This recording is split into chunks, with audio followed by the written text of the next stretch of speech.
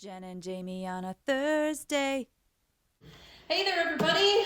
Welcome back to another edition of What's in the Lunchbox. Look at our viewership. It's totally grown by like thousands of people. Yeah, we expect our YouTube plaque any day now. Just kidding.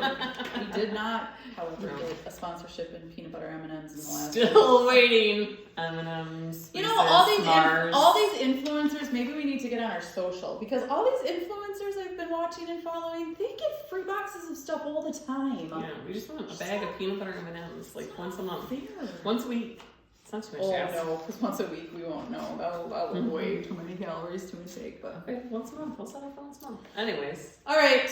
Last week we had gardening tools in the Bible. Now, we've talked to you before about the rakes and shovels and stuff like that. So, and we spent this summer going through all the parables, so which talked a lot about like gardening and talents and all that jazz. So we didn't want to go that route. No. So instead of like a metaphorical, like this is what we found in the Bible, we found actual tools. And some of it being the origin of some of the tools we use today. Isn't that crazy to think that some of the tools or any of the tools that we use today got their thought, origin, start, beginning when Adam and Eve all were the way around. back in Genesis. Yeah.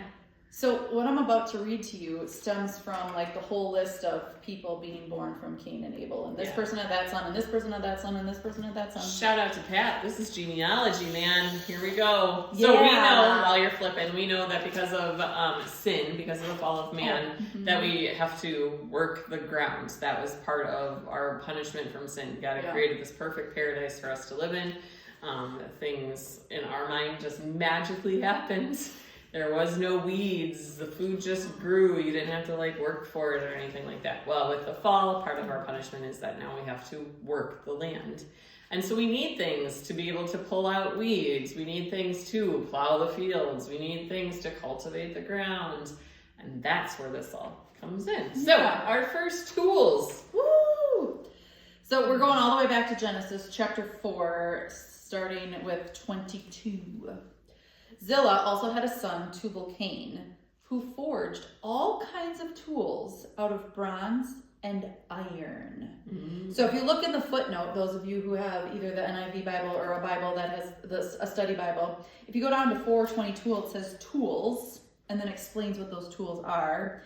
They were for agriculture and construction. Otherwise known as gardening tools. But now what kind of tools might we be talking about? Glad you asked. Back at home, let's flip to Samuel and find out.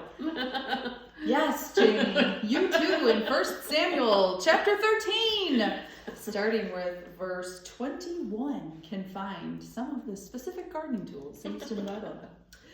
The price was 2/3 of a shekel for sharpening plowshares and mattocks, and 1/3 of a shekel for sharpening forks and axes, and for repointing goads. But wait, there's more. We've moved from YouTube stardom to infomercial stardom. Are we on QVC at midnight? Yep. Yes, if you look in 1 Kings chapter 7, verse 40, it talks about making the basins and shovels and sprinkling bowls. Boom! Mic drop. Sprinkling bowls. That could be like something that, you know, you're spreading your fertilizer with on your yard. A little spreader. I mean, so here, I mean, it doesn't say that, but it can be used for cooking meat to be eaten in connection. Shovels used for removing sprinkling bowls. Yeah, here we go. I mean, the stuff that you can use this for is just endless. So as you this fall start doing all of your yard work to prep for winter, I want you to think about the tools that you're using and how the fact that people back in the time of Genesis. Tubal-Cain. When you get to heaven and Tubal-Cain's there, you'll be like, thanks for making I used your shovel one day. So yes, there are actual gardening tools in the Bible.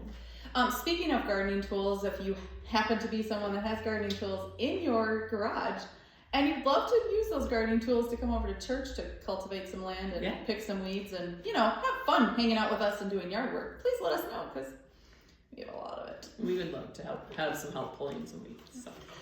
All right, Jamie, it is time for What's in the lunchbox? All right, so let's see here. We What do we have have? a leaf blower, which will probably come in handy here in a few weeks as the leaves start to change and turn. So leaf blower.